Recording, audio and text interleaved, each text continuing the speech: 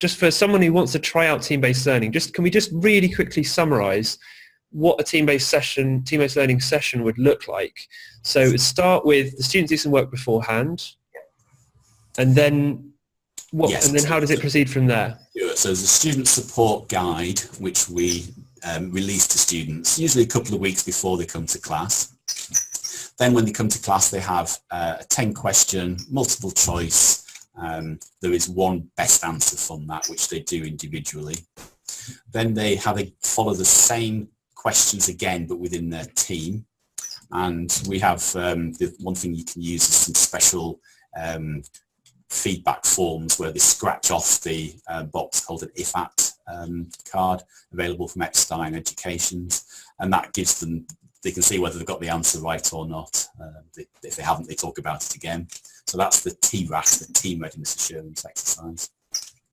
They can appeal the question or challenge the question if they think we've got it wrong or the question's wrong, which is a good thing because it helps to develop their skills.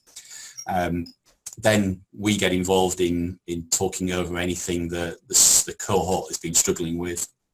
But the majority of class time is spent on an application, applying that, taking it to a higher level.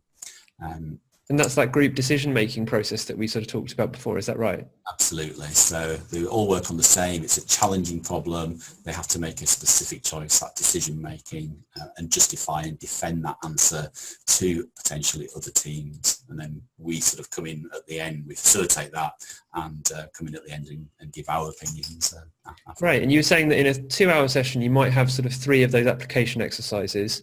Yes. Let's say if you only had 1 hour, you might be able to just do with one application exercise. Absolutely, yeah. I think the key thing is not to focus too much on the assessment, to make sure there is sufficient time, and the majority of time is done with application exercises. So, but that could be 3 lots of 1-hour slots if that's what's available to you. Brilliant.